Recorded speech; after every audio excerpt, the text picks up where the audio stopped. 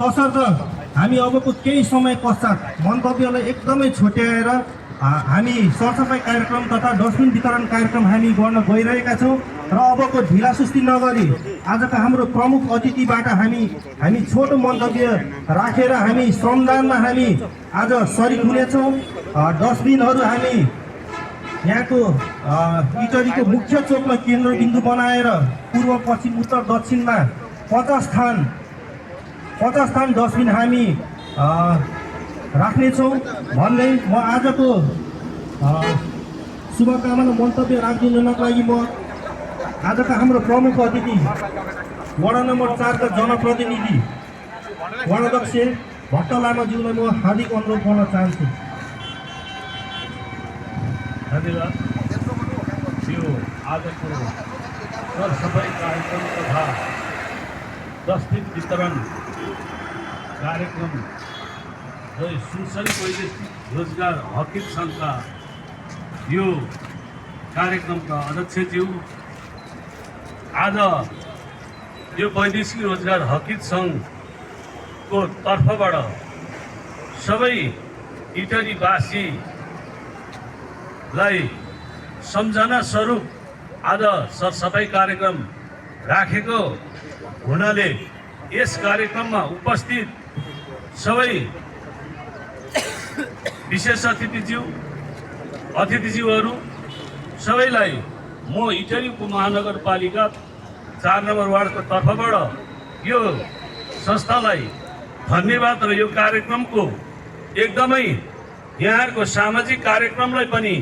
यो संस्थाले अगुवाई गरेकोमा म सबैलाई धन्यवाद दिन चाहन्छु। वास्तवमा आज यो सुनसरी वैदेशिक हकित सङ्घले वास्तवमा यो हाम्रो संस्थाको औचित्य बारेमा सबै अघि हाम्रो निवर्तमान अध्यक्षज्यू अहिलेका यो संस्थाका संरक्षकज्यूले प्रस्तुत गरिसक्नु भएको छ। आज यो इटरीमा सरसफाइ कार्यक्रम तथा यो डस्टबिन वितरण कार्यक्रमलाई जुन सबै महानुभावहरूलाई उपस्थित गराएर उपस्थित हुनुहुने यो कुल 11 का भाइ बहिनीहरू सम्पूर्णलाई म धन्यवाद दिन चाहन्छु। आज वास्तवमा यो सुनसरी वैदेशिक हकित सङ्घले वास्तवमा यसको उद्देश्य औचित्य यो हामी विदेशमा पठाउने र विदेशबाट आएकालाई पनि यो अहिले हामीले केही सम्वर्धन गर्नुपर्छ भन्ने मूल नाराका साथ यो आयोजना गरेको छ। हामी वैदेशिक रोजगारमा मात्रै काम नगरी रहेर हामीले सामाजिक कामहरुमा पनि हाम्रो यो संस्थाले ध्यान दिनुपर्छ भन्ने अवधारणाका साथ आज यो कार्यक्रम ल्याएको छ। यो कार्यक्रम सरसफाई सँगसँगै डस्टबिन पनि कहाँ राख्ने हो। वास्तवमा यहाँ धेरै आवत जावत गर्ने यात्रुहरू महानुभावहरूलाई एउटा सुन्तलाको टुक्रा खाँदै जाँदाखेरि फ्याँक्ने बोक्रो फ्याँक्ने ठाउँ नभएर वास्तवमा यो आज सुनसरी वैदेशिक हकित सङ्घले चाहिँ हामीले खाइसकेपछि फोहोर जताततै फाल्नु हुँदैन, हामीले डस्टबिनमा फाल्नुपर्छ भन्ने खालको एउटा जनचेतना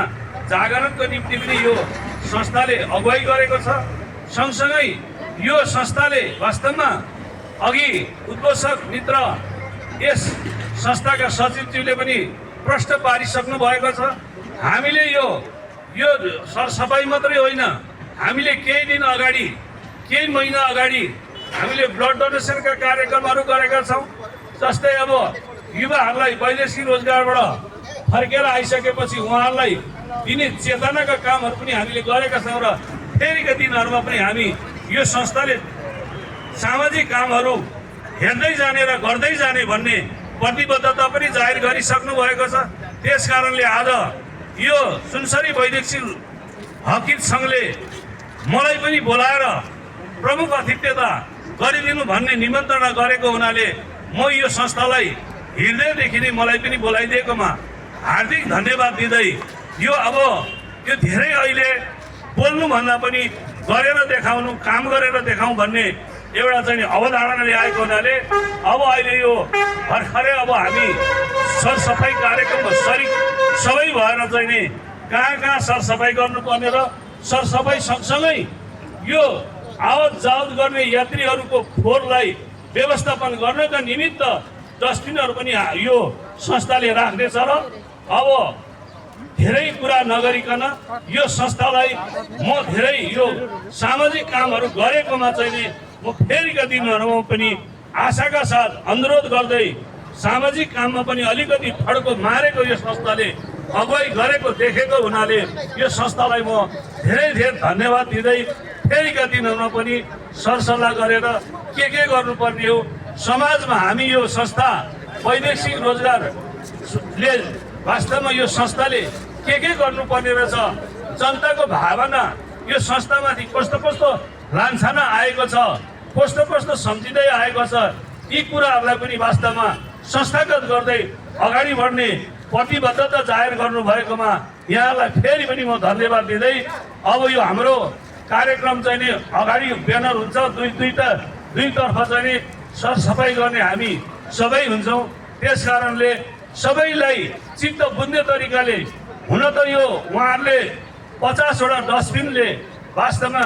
यो इटरी नगरमा केही पनि हुँदैन तर फेरिका दिनमा पनि उहाँहरूले यस्ता कार्यक्रमहरू फेरि ल्याएर चाहिँ नि कहाँ कहाँ अप्ठ्यारो पर्छ कहाँ कहाँ यो डस्टबिनको आवश्यकता छ यसलाई उहाँहरूले फेरि पनि मसँग कुरा भएको छ फेरिका दिनहरूमा पनि यो डस्टबिन वितरणको कार्यक्रम कहाँ कहाँ ठाउँ ठाउँमा मठ मन्दिरहरू भयो जस्तै सङ्घ संस्थाहरू भयो धेरै जनघनत्व कहाँ कहाँ बढ्छ त्यसमा पनि डस्टबिन हामी राख्ने प्रतिबद्धता जाहेर गरेको छ भनेर उहाँहरूसँग हिजो सल्लाह भएको छ फेरिका दिनहरूमा पनि यस्तो सामाजिक कामहरू चाहिँ निरन्तर रूपमा अगाडि बढाउने उहाँहरूको प्रतिबद्धतालाई म स्वागत गर्दै आजको यस कार्यक्रम सुचारू भएको घोषणा गर्दै मेरो कुराहरू यही अन्त्य गर्न चाहन्छु। हस्त धन्यवाद सबैलाई, नमस्कार।